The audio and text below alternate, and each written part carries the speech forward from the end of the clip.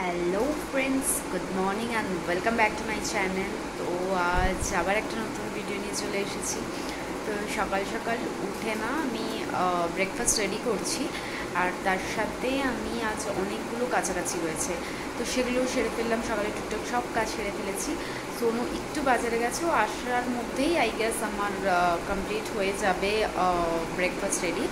আর ও থাকলে না আমাকে চা খেতে দেয় না। তো আজকে ভেবেছি ও আসার আগেই আমি একটু চা খেয়ে নেবো, না হলে অ্যাকচুয়ালি গরম পড়েছে, তো আমার চাটা খুব একটা ঠিকঠাক যাচ্ছে না শরীরে। তো তাই জন্যই ও আরও বারণ করে, কারণ চা খেয়ে তো নিই নেশার ছোটে, বাট তারপরে আর সামলাতে পারি না। তো যাই হোক, বাট আজ না খেলেই নয়, আমি আর পারছি না, এরকম নেশা উঠেছে। তো একটু চা খাবো আর ব্রেকফাস্ট এদিকে রেডি করছি। শোনো,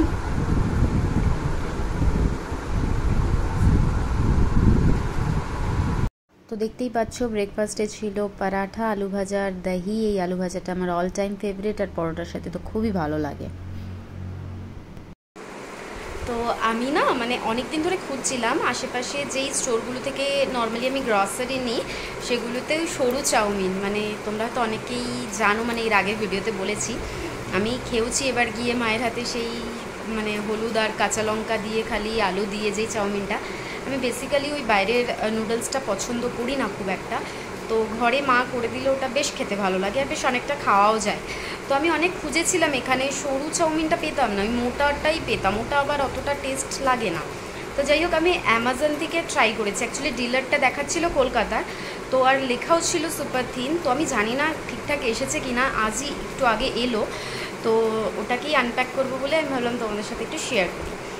তো চলো দেখা যাক ওটা সত্যি ওই রকম টাইপেরই থিন চাউমিন এসেছে কিনা।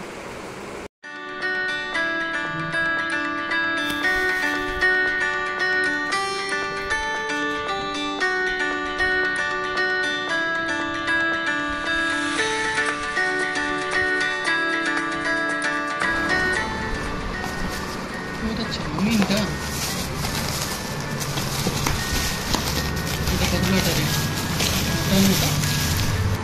মনে তো হচ্ছে ঠিকঠাকই এসেছে, পাতলাটাই এসেছে, তো পড়লে জানা যাবে। তো লাঞ্চে আজ রেডি করেছিলাম একটু ডাল, একটু বেগুন ভর্তা, যেটাকে একটু অন্য স্টাইল সোনু দিতে গেছে, যাই হোক। আর এটা আধারের ডাল করেছিলাম টমেটো দিয়ে, আর এটা ছিল একটা নতুন জিনিস, পটল বাটা। তো এর রেসিপিটা আমি আমার রিলসে শেয়ার করে দেব। তো অনেক দিন পরেই এটা করলাম, আর সোনু এটা ফার্স্ট টাইম খাবে। তো আগে টেস্ট করে দেখি কেমন হয়েছে। স্মেলটা তো বহুত সুন্দর হয়েছে, জানোই কলকাতায় থেকে অ্যাকচুয়ালি এই বাটাউটি খাওয়াটা খুব ভালো শিখে গেছি। বাকি সোনু ফার্স্ট টাইম খাবে, বিকজ আমাদের উড়িষ্যাতে এই বাটা খাওয়াটা অতটা চল নেই। তো বিলিভ মি, ভীষণ টেস্ট হয়েছিল। আর বুঝতেই পারছো পটল বাটা একটা আলাদা কাঁচা সর্ষের তেলের গন্ধ, বেশ ভালো ছিল আজকের লাঞ্চটা। এরপর বিকেলবেলা যখন খিদে পেলো কি বানাবো স্ন্যাক্সে, তো ভাবলাম একটু কর্ন আছে আর পনির আছে, তো কর্ন চাট বানানো যাক পনির দিয়ে। তো বিশেষ কিছু না, এটাকে জাস্ট বাটার দিয়ে ফ্রাই করেছি, একটু peri peri red chilli flakes দিয়েছি, আর উপরে চিজ একটু কিউব করে দিয়ে দিয়েছি। গ্রেট করতেই পারতাম, বাট ভাবলাম ঠিক আছে ছোটো ছোটো কিউব করে দিই, ও মেল্ট হয়ে যাবে গরমে। তো এটা খুব ইজিলি প্রিপেয়ার হয় আর খুব টেস্টি হয়। আর এই পেরি পেরিটা দিলে তো আরোই একটা ফ্লেভার আসে, খুব ভালো হয়। শোনো,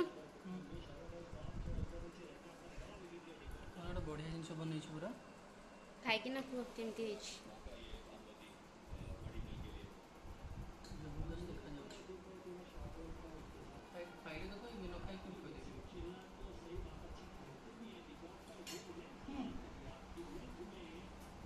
গরম লাগিছে।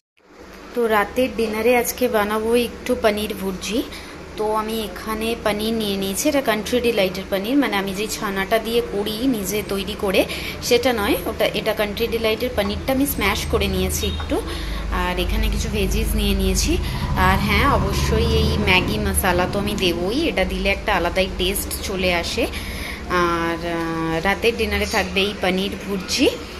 আর এদিকে আমি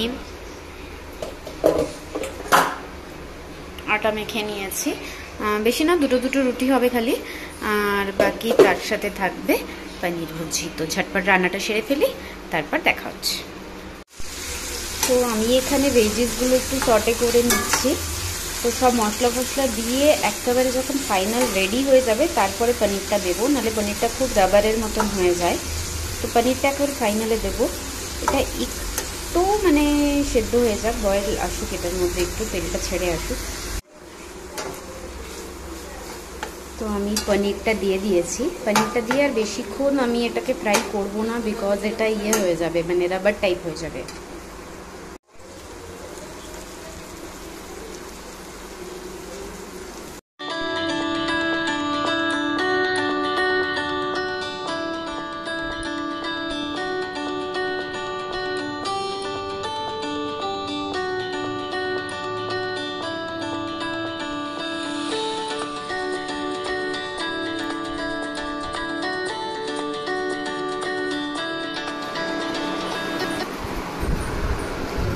ଶୁଣ ଆଜି ଏଇଟା ବନେଇଛି ପନିର ଭୁର୍ଜି ଆଉ ରୁଟି। ଦେଖ ଟିକେ ମୋ ଷ୍ଟାଇଲରେ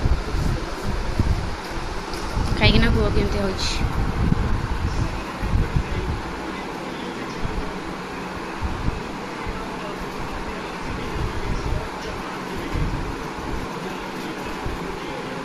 କେମିତି ହେଇଛି? ତ ଆଜି ରାତିର ଡିନର ତ এইটা ଥିଲା। ব্যাস ডিনারে আমি বানিয়েছিলাম রুটি আর আমার ফেভারিট পনির ভুর্জি। তো সোনু তো মানে রেটিং দিয়ে দিয়েছে, ভালো হয়েছে। তো আজকের ভিডিও আমি এখানেই শেষ করছি, আবার দেখা হবে পরের ব্লগে। Tata, bye bye, good night.